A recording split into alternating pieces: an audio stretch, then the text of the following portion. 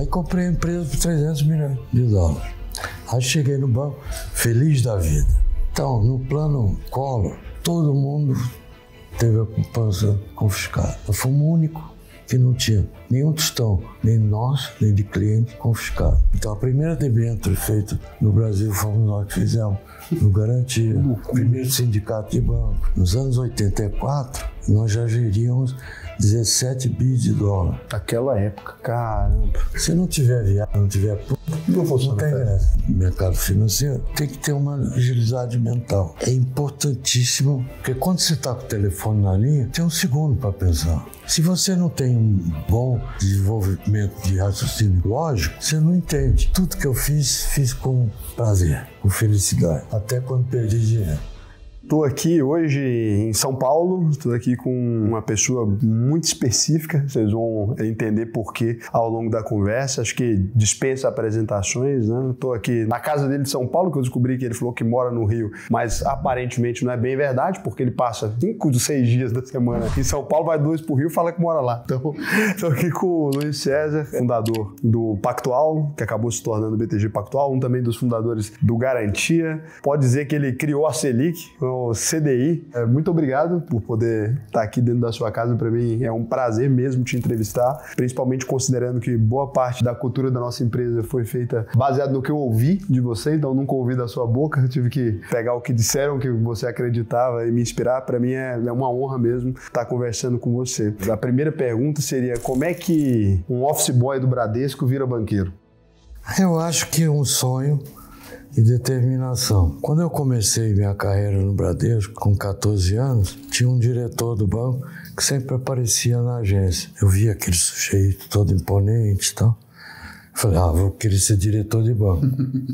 E persegui ser diretor de banco. Depois tive a oportunidade de surfar na onda. O mercado financeiro foi o maior crash da história do mercado brasileiro, 71. Quebrou todo mundo. E aí sobrou espaço pra gente entrar. Então nós fundamos o Garantia em 71. E aí eu virei diretor e sócio de um banco. E continuei a carreira. Depois nós tivemos alguma divergência e eu preferi sair e fundei o Pactual em seguida. Eu saí em setembro, fiz o Pactual em dezembro. Só que ela foi todo formado no corredor, né? No hotel em Washington, na reunião do Fundo Monetário. Passou um amigo e falou, tô pensando em parar. Não para, vamos fazer. E aí juntei ali o Jakurski e o Paulo Guedes. E aí formou o Pactual, que o P é do Paulo, o A do André e o C do César, junto com o Tual. Então ficou Pactual, que nós achamos muito ruim. Nome horroroso. Nós tivemos um minuto para escolher o nome, porque nós tínhamos escolhido era Mutual, mas aí não pôde ser publicado, porque já tinha uma Mutual. Então no telefone era 30 de dezembro, o cara falou, é a última publicação, ou você me dá o nome agora, ou vai ficar para o ano que vem. E o ano que vem nós não tínhamos dinheiro para o capital exigido no ano seguinte. Tivemos que resolver. Se você não tivesse colocado, vocês tinham uma questão financeira. Então estava no dia 30 de dezembro e ia mudar a regra. Se vocês não tivessem escolhido qualquer nome naquele momento, vocês não conseguiriam fazer o banco, na verdade. Então pegou-se um cara que trabalhava com a gente, o Jaque, pegou então o P do Paulo, aí tinha uma letra a mais. Aí que nós pegamos o Ariel, aumentamos, ficou Pactual magrinho assim. Aí coube no mesmo espaço. Que eu sempre tive determinação de ir para frente. E o meu sonho, desde os 14 anos, era virar diretor de banco. Nunca pensei, obviamente, em ser sócio de um banco. Mas a vida ofereceu isso e eu aproveitei a onda e surfei. Então, mas isso na prática, você não se faz assim, não é assim, né? A gente não acorda de manhã e fala, tô aqui office boy, olhei para o diretor do banco, a determinação é muito bonita na teoria. Mas na prática, assim, você não era de família rica, pelo que eu pesquisei da sua vida, não era de família rica. Até para conhecer o Paulo Guedes e o André, muito provavelmente veio na sua vida muito depois, né? Porque vocês vieram de lugares diferentes, ele já é mais estudioso, mas ele veio de uma família que tinha um pouco mais de grana que a sua, presumo, pelo currículo dele prévio. Como é que você chegou, assim, tá lá, office boy estava trabalhando, como é que você chegou a acumular o primeiro dinheiro que te levou para o Garantia? O que aconteceu? Naquele tempo, cada agência de banco era um CNPJ. Cada filial tinha que fazer tudo que uma empresa tem que fazer. Contabilidade, departamento pessoal, etc. O gerente administrativo da agência era um cara que sabia ensinar e tal. Aí, numa determinada situação, eu falei, então você me ensina tudo que eu vou aprender tudo aqui. Com 14 anos. Aí eu aprendi tudo que tinha no banco. Contabilidade, livros fiscais, livros trabalhistas. Então, aprendi tudo que um PJ tinha que fazer. Só que para fazer isso, eu tinha que trabalhar 13, 14 horas por dia. Porque eu tinha que fazer a minha parte e entender depois a outra parte. Então, eu fui aprendendo tudo. E esse, chamava Wilson Martinez, foi dispensado por alguma razão. E perguntaram, quem é que sabe tudo aqui da agência para eu sentar no lugar dele? Aí todo mundo unânime, éramos só 7 funcionários, no Bradesco, imagina, 7 funcionários. Aí, ó, o César sabe tudo, então senta aí. Deram procuração, porque naquela época tinha muitos documentos para assinar, cheque visado, carta de crédito, etc. Então você precisava ter assinatura autorizada. E deram autorização. Eu estou lá bem formoso. Aí chega uma outra fiscalização. Fala, César, foi fiscalizado o departamento pessoal. Você errou aqui o seu registro. Eu falei, não, tá certo. Não. Então você tem 16 anos. Com 16 anos você não tem personalidade jurídica, não tem nada. Você não pode estar sentado aí. Você estava com 16 anos assinando os documentos, já, então. A organização do Bradesco era boa na época. Demoraram uns 2 anos para descobrir que você estava... Na época, o banco tinha 500, 800 funcionários. Ele era conhecido como o Banco Brasileiro dos 10 contos, que antigamente nossa moeda era contos de réis, né? Então, 10 contos. E que era um banco fraco e tal. Que é porque era descontos, faziam piada chamando de 10 contos. É. E aí o que faz com o César? Se eu deixar ele aqui ou em qualquer lugar, ele vai assinar. Aí então manda para a Cidade de Deus, que lá não precisa assinar nada. Que ficava quase 30 quilômetros com estrada de terra da minha casa. Aí eu já dormia lá. Já ficava lá mesmo? Já ficava lá semana toda. Às vezes vinha sábado, às vezes domingo para minha casa. E virando noite. Então, eu não só aprendi o que uma agência fazia, mas que uma estrutura de matriz de banco fazia. É, porque agora você estava num lugar e tinha que entender as demandas já. Então, quando eu cheguei no mercado, eu sabia mais de banco que qualquer um. Porque todo mundo sai da faculdade, sei da onde, mas não entendia de banco. Eu sabia as raízes de banco. De como que era o funcionamento de uma agência na prática, né? No dia a dia. Uma agência, né? De um banco. Na matriz. Na matriz, que controlava as agências. Então eu conhecia de A a Z um banco. Então, quando você estava no Garantia, foi relativamente fácil. Porque aí o resto das pessoas eram mais de mercado financeiro, mas não entendia de banco, e você entendia de banco. Então eles ficaram meio que dependendo do seu conhecimento ali. Então eu inventei uma operação que chamava cheque bebê, que era a cobertura do caixa dos bancos. Então, como a soma é 0, se um banco ganhou na compensação na época, o outro perdeu. Então esse que perdeu precisava de dinheiro. Aí eu pegava desse e passava para esse. Entendeu? Porque eu entendia como é que era o banco. Ninguém entendia como é que funcionava. Então eu sabia que tinha compensação na época, que às 4 horas tinha que cobrir o caixa. Então eu sabia todos os mecanismos. Então eu operava em cima disso. E a maioria dos clientes, tanto do Banco Garantia como Pactual, era o próprio mercado, a própria Faria Lima, que eram meus clientes. Então eu não saía correndo atrás de clientes. Os clientes vinham. Então já era um banco de investimento, não era um banco de varejo? Sempre. Entendi. O Garantia e o Pactual eram bancos de investimento. O Garantia seguiu com a 3G, que hoje é dono da Ambev. Sim, o Lema, né? É, o Lema. Então eles foram mais para esse lado. Mas eu queria ficar banco de investimento só. Então, vocês vão ver no livro, tem passagem muito gozada. Um dia procuraram lá Paulo Guedes e falou, Paulo, gostei da performance de vocês. Naquele tempo a rentabilidade nossa era 100%, 150% sob dólar. Meu Deus! Era uma rentabilidade fantástica. Até eu sair, nunca demos menos de 100% sob dólar. Nossa! E aí disso aí você foi acumulando capital, né? Porque ganhando esse dinheiro. E aí o sujeito chegou, perguntou como era a economia, patati, patatá. Ele falou, olha, eu queria aplicar um dinheirinho com vocês aí. Gostei da performance. Eu falei, peraí que eu vou chamar um garoto para tirar a boleta. Ele falou, Paulo, você não entendeu. Quero aplicar $1 bilhão. E era o George Soros, que era um grande hedge fund. Ainda era? O George Soros. Então a gente nem sabia quem era o George Soros. Você já esteve cuidando do dinheiro do George Soros, então? E do Mike Milka. Que isso? Que era um grande cara que criou o Junk Bond nos Estados Unidos, também botou $1 bilhão. Nos anos 84, nós já geríamos 17 bi de dólar. Naquela época, caramba. Já eram gigantes já, 17 bi de dólares. Mas 90% bateram na nossa porta. Nossa área comercial... A rentabilidade de vocês era tão alta que o mercado ficava sabendo e ia até vocês dar o dinheiro para vocês gerirem. E os tomadores também sabiam que a gente montava instrumentos novos. Então a primeira debênture feita no Brasil fomos nós que fizemos, no Garantia.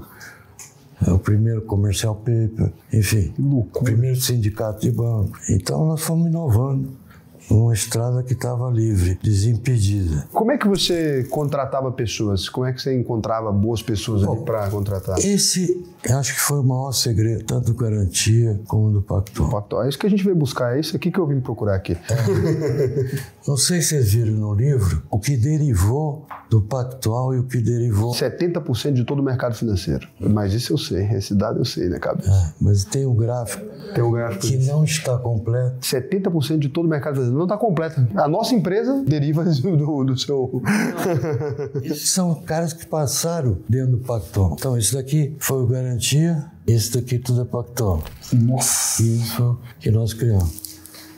GRT Partners, Invictus Invest, Gradual Invest, Pactual, Marambaia Capital, Ideia Valley. A CETIP, a Selic e a Andi. A CETIP também? CETIP foi o seguinte, naquele tempo o Banco Central não tinha dinheiro para computador. Queríamos criar um sistema que a gente levava embaixo do braço, títulos ao portador, 100, 200 milhões de dólares. Ao portador embaixo do braço. Aí nós tivemos a ideia de fazer o CETIP, que era um sistema que você liquidava dentro do sistema. Então não precisava mais carregar embaixo do braço. Não precisava ficar mesmo. Quando nós tivemos a ideia, o Banco Central, boa ideia, mas não posso fazer, eu não tenho dinheiro para comprar o computador. Então nós, no mercado, cotizamos, compramos um computador. Ah, mas não tem dinheiro para os desenvolvedores. Aí financiamos o desenvolvedor. Quando terminou isso, o Banco Central falou, não, esse sistema só título do Tesouro. Pô, mas nós fizemos para tudo. Não, só o Tesouro. Por quê que eles cismaram? Porque era mais complexo. Porque o título do Tesouro é D0. E títulos privados é D+1. Então ficar ali uma mistura e enganar o Banco Central e D+1 virar D+0. Então, e aí naquela época não se usava isso. Mas o que nós fizemos foi Ctrl+C, Ctrl+V e criamos o CETIP.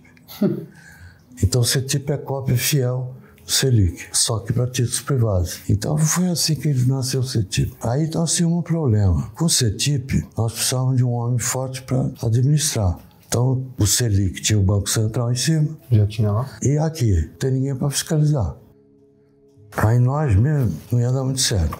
Então trouxemos um cara que estava se aposentando do Banco Central, que era um alemão, xerifão mesmo, bravo pra caramba. E eu chamei então o Albert para assumir o CETIP. E nunca deu problema, o CETIP também, porque a mão de ferro do Albert não deixava ter. Então foi assim que a gente acabou construindo o CETIP. Então voltando à contratação. A minha preocupação sempre foi integridade da pessoa.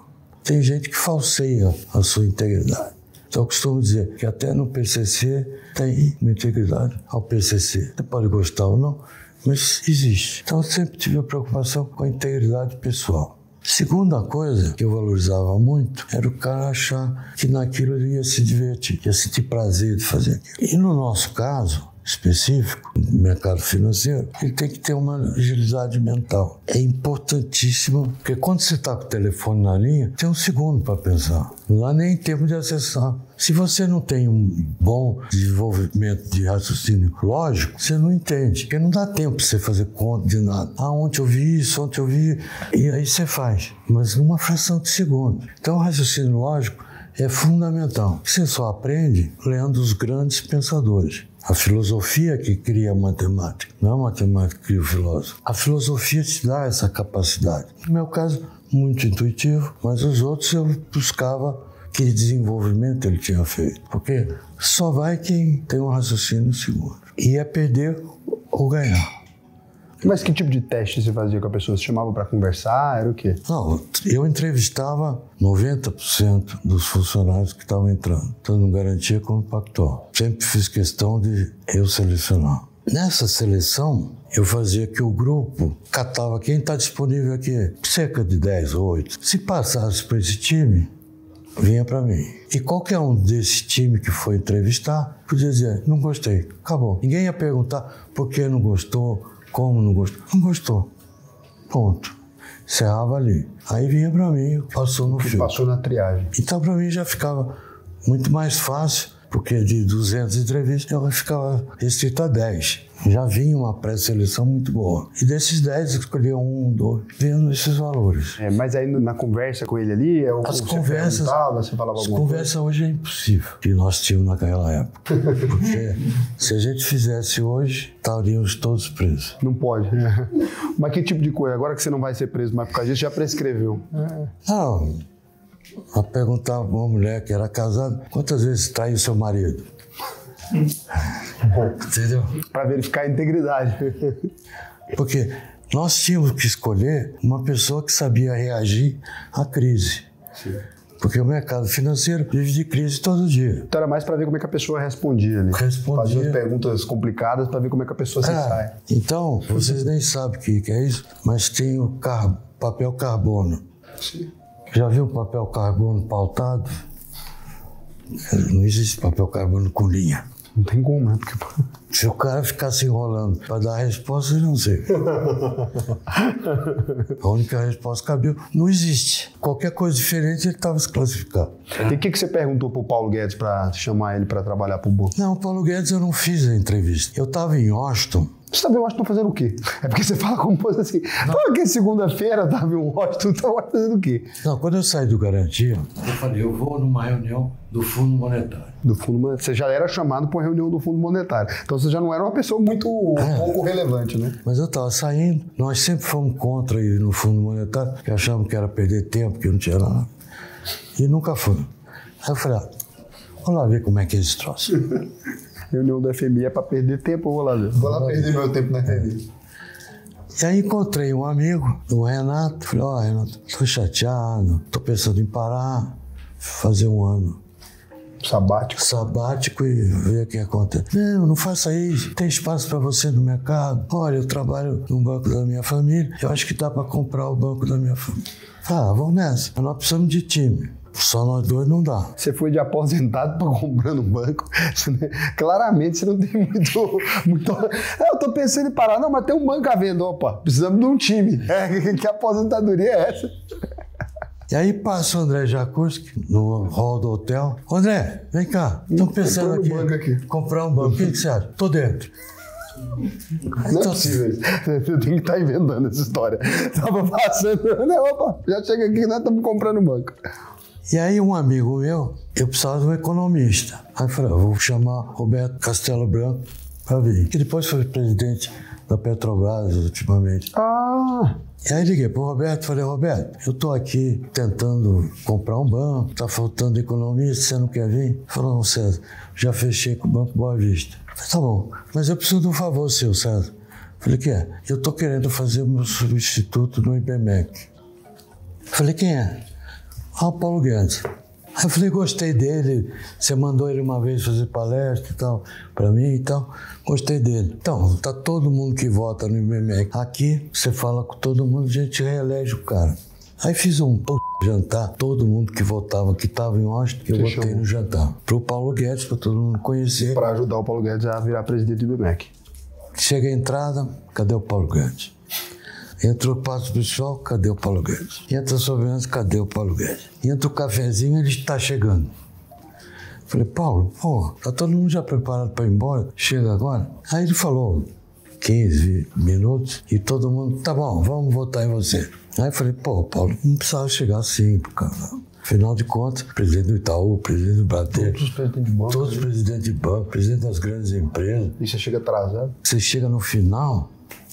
falar nisso, tô precisando de economista. Você não quer vir com a gente? O cara que chega atrasado no jantar com os presidentes, você achou que seria uma ótima pessoa pra você abrir um banco junto.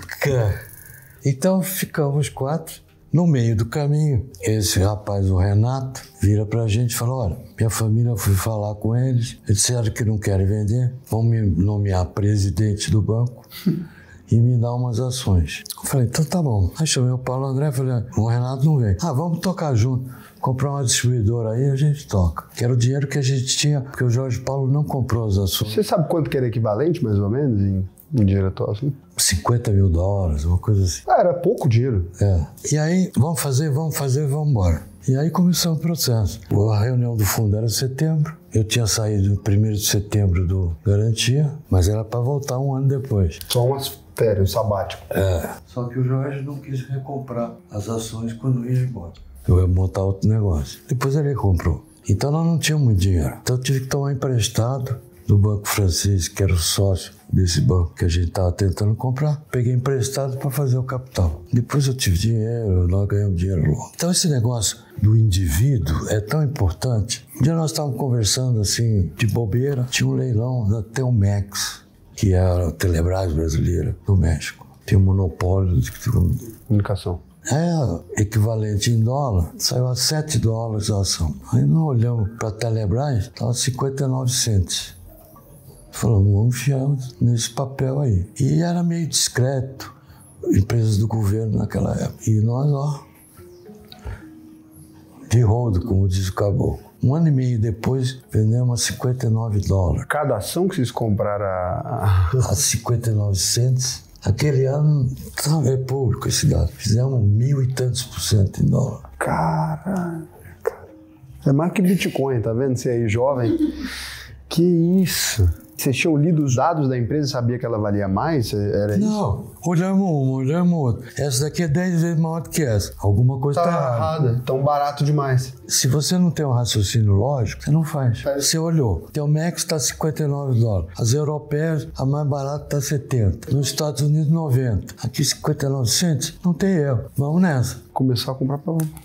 Caramba, cara. Então, aqui nesse caso, era dinheiro de vocês mesmo, nem era dinheiro de investidores, né? De investidores. De investidores também. Do Soros, do Mike Mill. Então, vocês tiveram um lucro astronômico nesse ano aí. Então, no plano Collor, todo mundo teve a poupança confiscada. Nós fomos o único que não tinha nenhum tostão, nem nós, nem de cliente, confiscado. Por quê? Quando se nomeou pessoal de Campinas para assumir o governo da faculdade de Campinas, olha, cuidado que vai ter confisco. Bota tudo para fora. Então compramos recebíveis em dólar de exportação brasileira. Aliás, uma única empresa, que era a Aracruz Celulose. Pegamos o nosso dinheiro dos clientes, tudo. Jogou tudo para isso. Jogou tudo para isso. Quando veio o confisco, só nós tínhamos liquidez. Aí vocês estavam comprando tudo? Não. Nossa carteira de 17 bi de dólar caiu para 6.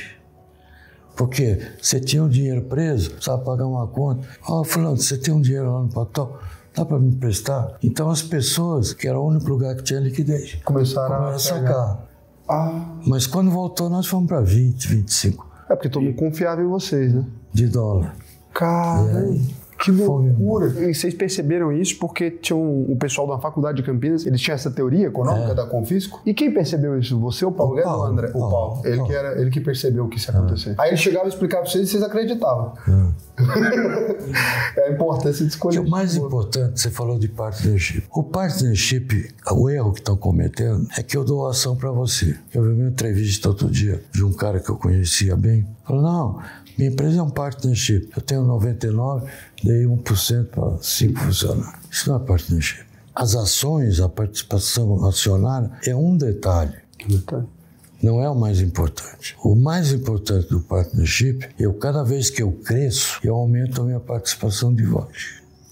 Dentro da partnership. Então, você pode ter várias hierarquias, dependendo do tamanho da empresa, mas tem que poder falar. Então, no caso Garantia, eu tinha 3%. O logo em seguida, com menos ações, tinha 25%. Então, teoricamente, não era nada. Mas tinha uma cabeça, uma voz.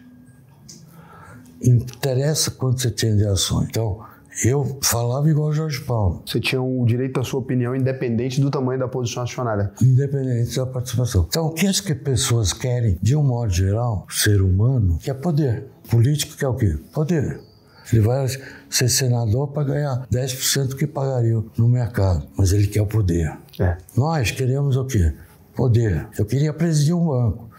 Lá não dava, não garantia, porque o Jorge Paulo é o concurso. Não dava nem para pensar competir com ele. Fundei meu banco, entendeu? Já que eu não posso competir. Vou fazer um mais abaixo, só que depois a gente passou. Era um menor, mas era um que se mandava nele.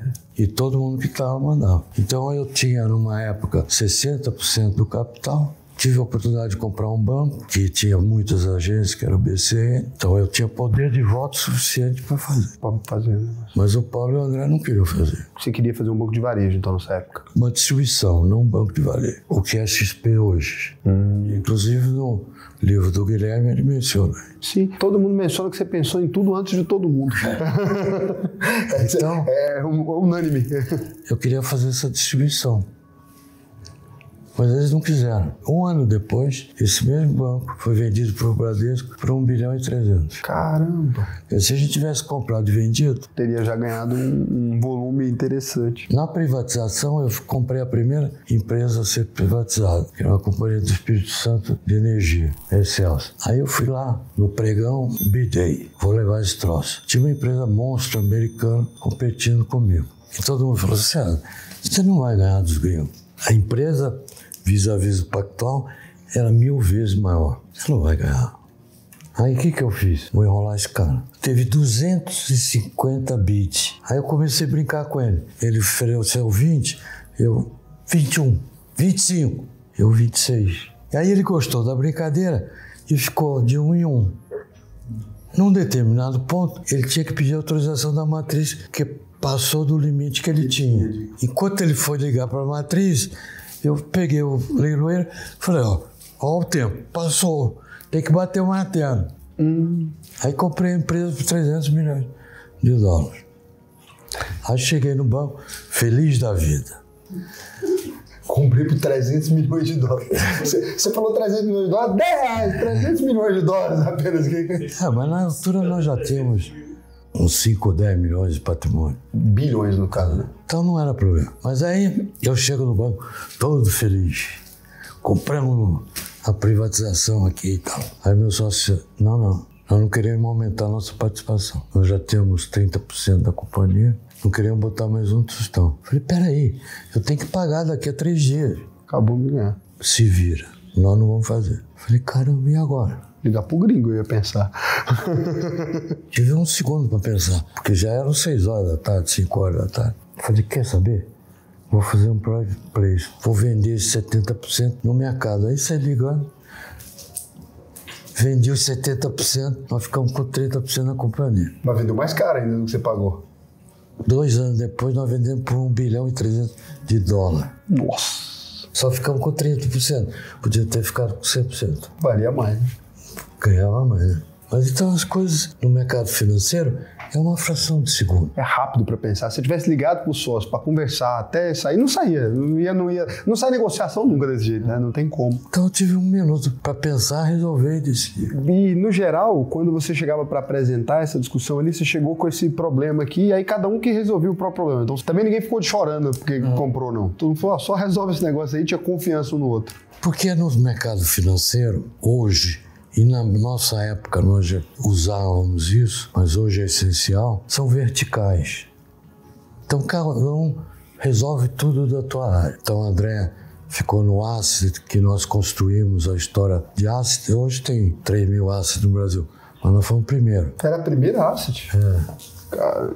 Mas o André cuidava disso. Paulo cuidava do macro, nos sinalizando, a inflação vai para lá, vai para cá, taxa de juros vai para lá, para cá. Então o Paulo nos dava esse arcabouço teórico ali, né? Teórico e macro. E eu ficava equilibrando as peças que eu tinha, que era tudo gente da maior capacidade. Tanto que tá aí Esteves, etc. Você contratou o Esteves também. E por que você contratou ele? Para quê que você contratou ele? Eu contratei como programador. Que eu queria, na época, estou falando final dos anos 80 e início dos anos 90. Eu queria botar um computador na frente de cada funcionário do banco. Já nos anos 90, 89? Início dos anos 90. E não tinha programa. contratei um time para fazer programa para cada um ter o seu computador. Nas áreas já. Naquele tempo só tinha o Apple II que dava para fazer. Que era caro pra caramba, né? Em dólar, e é difícil, era caro, fechado o país, né? Tá doido. Era caro, os discos eram separados, disc drive era separado. Então tinha a máquina que tinha 10 disc drive para operar. E o vídeo também era isolado. Pequenininho, tudo com as letrinhas verdes subindo. E aí ele aprendeu que ele foi programar as carteiras de renda fixa, entendeu como é que era, falou, isso eu faço. Pegou o telefone e começou a operar. Porque ele é também fora da curva. Como é que ele virou sócio? Vocês decidiram? Ele foi produzindo. E foi crescendo. Eu acho que deve ter sido por 97, 98. Ele recebeu de bônus 10 milhões de dólares. De bônus? Tava bom já, tava ganhando uma grana boa. Né? Não sei se ensinou, mas era um número absurdo. Bônus absurdo. Então ele sempre se destacou bastante. Sempre foi falado. E ele é muito inteligente e muito aplicado. Se disser para ele, essa lâmpada é assim que foi feita, ele não sabe. Amanhã ele volta, você está errado, porque essa lâmpada é assim. Ele estuda como ninguém. Então até hoje, no sábado, você vai no banco, às 6 horas da tarde, está lá trabalhando.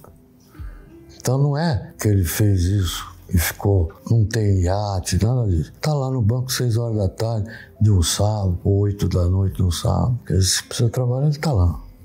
E todo mundo que está lá, a maioria ainda é do meu tempo. Fora essas que você viu que já... Foram as que foram crescendo a partir dele. Então, essa escolha foi fundamental. E eu brincava, eu largo logo o problema na mão, se vira. Então eu tinha uma figura que era joga o barro na parede, se colar, colou. Se colar, colou. Se cair, dane-se. Você comprou iate já? Não, nunca tive. Nem carro grande. Não. Mas você tinha uma fazenda, você fazia umas festas, né? Eu já vi umas fotos ali do pessoal bem arrumado. O que era aquilo lá? Não, eu reunia no Réveillon todos os funcionários do banco e todos os clientes do banco. Tudo junto, no mesmo lugar? Tudo junto. Então eram festas para 1.100, 1.200 pessoas. Dentro da minha casa. E era tudo com cenografia. Então, cada ano a gente escolhia um tema e aí fazia a cenografia daquele tema. Então, os anos 50, os filmes dos anos 50. Aí tinha aqui tudo do filme, anos 70, aí tinha tudo anos 70. Essas festas eram para comemorar, conviver os funcionários com os clientes. Então, até o faxineiro ia, todo mundo ia. Teve ano que queriam vender o ingresso, na época... 20 anos atrás, 1.200, 1.300 reais. Que isso da festa? Para ir para a festa. E gastava muito dinheiro? Quanto gastava para fazer uma festa? Para 1.200 pessoas? Não tem nem condição, me pergunta. Mas era um pouco de convivência. Mas também acabava saindo negócio também. É uma espécie de investimento também. Então era gostoso e era muito animado. Pensa, 1.200 pessoas. E para a festa ser boa, você tem que ter 3 elementos, senão não é boa. Tem que ter uma dose de Tem que ter. Tem que ter uma dose de LGBT, que agora não pode falar a palavra correta. Pode falar que meu público não importa, não. Você tem que ter uma quantidade boa de Tem que ter uma quantidade boa de viado. A gente já tem até na empresa para já ter aqui. E gente moça. Então isso forma aquele caldo. O caldo cultural ali, né? O caldeirão funciona. Se não tiver viado, não tiver puta, não funciona. Não tem graça. Não. Aí é melhor nem fazer festa. É melhor que nem festa de casamento. Todo mundo lá com cara de bobo. Não. Para ser festa tem que ter esses 3 elementos. Agora, se você quiser aprender então a fugir dos problemas e a fazer uma seleção de investimentos que faça mais sentido para que você tenha sim um bom retorno, que eu vou te recomendar, né? Entra aí, alvp.com.br, clica no botão faça sua análise de perfil, preencha esse questionário pra gente, que para mim vai ser um prazer te ensinar a investir no Brasil e no mundo. Lembrando o seguinte, quando o aluno se torna, né, um membro da UVP, ele tem imediatamente essa garantia aqui restrita. O que significa isso? Se você entrar na UVP e não aprender a investir, eu devolvo 100% do seu dinheiro. Pode checar nosso nome em Jus Brasil, reclame aqui, você vai ver que ninguém nunca disse, olha, não, Raul não devolve o dinheiro, né? Não é verdade. O que você acha que foi a coisa mais legal que você fez na sua vida? Assim? O que você se orgulha de ter feito? É porque você fez muita coisa, então é difícil... Olha, eu nunca pensei de fazer uma coisa importante. Foi acontecendo. Eu estava no lugar certo, na hora certa, fui aproveitando as ondas e surfando nela. O que eu aprendi foi surfar a onda. Só isso que eu fiz. Eu te digo o seguinte, tudo que eu fiz com prazer, com felicidade. Até quando perdi dinheiro. E o que você pensa em fazer? Porque a gente falou muito de passado e tal. O que você pensa em fazer daqui por diante? Olha, eu estou tentando remontar ainda a ideia de um investment bank. Estou tentando comprar um banco existente, tem 3 mais ou menos possibilidades, e tentar fazer o único competidor que não existe para o BTG. Então, o André, perfeito, que vocês viram aí, é sócio, que eu já estou formando o partnership novo. Está fazendo um partnership novo para fazer um banco para concorrer com um pactual de novo. Com o sonho de concorrer, né? Não sei se eu vou conseguir. Mas já fez um. Se tem um homem que eu não duvido, quem fez um faz outro, né? Conhece o caminho das pedras. Você contratou até o Esteves. No Garantia, eu contratei o Beto Secupira e o Marcel. Você contratou o Beto Secupira e o Marcel Teles?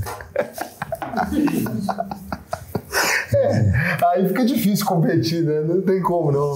Então, O Marcel foi muito... Você acha que você é o melhor RH do país? Né? Não tem como. Eu acho que sim. Inevitável. Não tem como. Acho que por números práticos não tem como.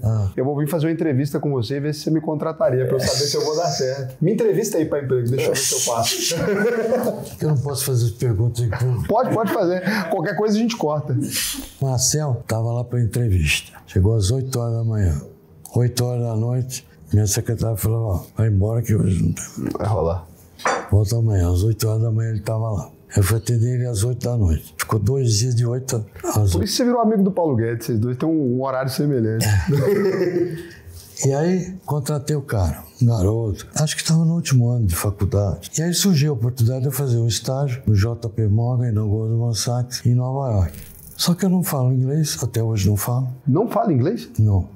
Aí eu precisava de um intérprete. Eu falei, cara, você fala bem inglês, né? Não, falo. Jorge, testa ele. Não, ele fala bem, sim. Olha, eu tô indo para Nova York, preciso de um tradutor simultâneo. Vão comigo. Aí ele foi meu intérprete. Ficou sendo seu intérprete lá. E aí você gostou dele e contratou? Não, ele já estava contratado. Tá, você já estava contratado. Recém-contratado. E aí... Ficou. E foi embora. Então eu tive felicidade de escolher pessoas... Você é muito bom para escolher gente. Eu tô chocado. É uma habilidade muito, muito única. Hoje dos principais sócios do Pactual, só tem 2 que eu não contratei. Caramba. Todos que estão lá, eu contratei. Você contratou também o Salute também? Salute, Guilherme Paz. E você lembra do porquê que você contratou o Salute? O que você achou? Não, não lembro. Muita gente, né? Eu lembro, mas não vou contar toda a história. Um amigo falou, tem um namorado da minha filha, que eu acho muito bom, era um grande presidente de uma companhia, não dá para você entrevistar ele e tal. Falei, se ele passar na máquina, vamos lá. E aí ele passou e veio. Só que ele não casou com a menina e ficou no banco. Casou com o banco. Até hoje. Mas pelo que você está contando, você tem uma espécie de... Você sabe, aparentemente, não é o mesmo método para todas as vezes. Né? Cada pessoa é de um jeito. A primeira entrevista no Pactual foi muito gozada. Me chega uma mulher de 1,70 m que devia ter um defeito na bunda, porque não é possível. Alguma coisa não tem defeito. Tem que ter alguma coisa errada. Um monumento de mulher. Mas com uma mini saia que não era mais do que um palmo. E aí não tem jeito. Ela cruza a perna pra cá, pra lá. Não tem jeito. Aí lá pelas tantas eu virei. Você veio aqui pra mostrar suas pernas pra ser entrevistada. Ela ficou brava, levantou e foi embora. Hoje ela pesa uns 100 quilos, 120 quilos. Uma rolha de pulso. Ela veio aqui. Uma mini saia de um palmo. O que ela vai mostrar? As pernas. E algo mais. Não tem jeito. Foi o que eu falei pra ela. Se ela veio aqui mostrar... Tá bom. Desligou o telefone. Ficou por isso mesmo. Ficou bravo ainda? Não ficou nem bravo. Então, jamais passaria na peneira. Não dava pra passar na peneira ali.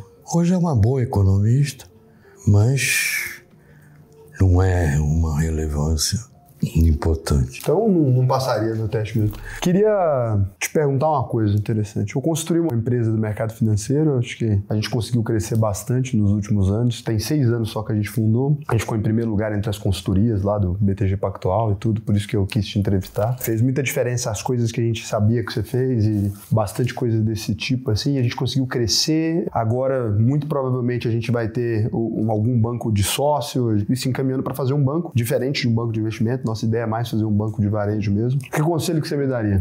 Então, o que eu diria para você...